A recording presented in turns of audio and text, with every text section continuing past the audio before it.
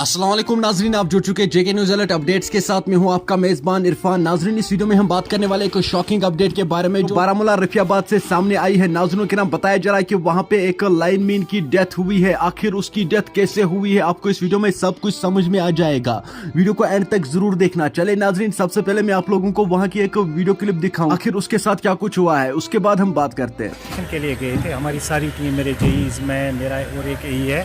तो 2 बजे हमको फ़ोन आया, हम उस वक्त चाटूसा के एरिया में थे, चाटूसा वहीं से पांचला एरिया में। तो 2 बजे हमको फ़ोन आया है कि एक इलेक्ट्रिक्यूशन हुई है, कोई लाइनमैन काम कर रहा था ट्रांसफार्मर पे, तो वो नीचे गिरा है। ऐसा है कि नीचे गिरा है, गिर के वो अनकॉन्शियस हो गया। अनकॉन्शियस होने के बाद उसको वो जो अपने लाइनमैन के साथी थे और वहाँ जमा हुए लोग थे, उनने उठा के उसको डंगी बचा हॉस्पिटल ले गए। तो हॉस्पिटल हम भी इतनी देर में, आधे घंटे में हम भी हॉस्पिटल पहुँच गए।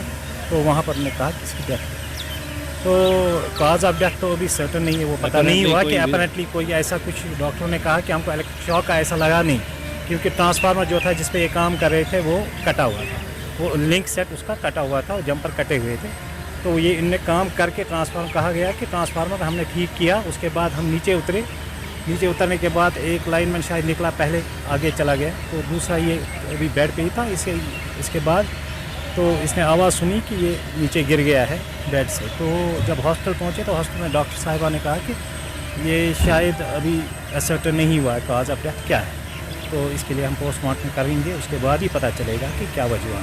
अगर सीरियस शॉक होता, नहीं सीरियस शॉक होता, उसमें एक बाज़ाब्ता एक ज़ख्म आता है, पैर पे भी ज़ख्म लगता है, हाथ में भी ज़ख्म लगता है, रैप्चर हो जाती है स्किन। तो ऐसा तो कोई शॉक है नहीं, लगा नहीं। मे बी एलटी से कहीं से माइनर थोड़ी शॉक आया होगा, माइनर शॉक आया होगा, बट वो हम अभी उसका कोई ये अभी पता नहीं चलता है कैसे क्या हुआ है। क्या महकमे बिजली का मुस्तकिल मुलाजिम था? नहीं जी, ये पीडीएल।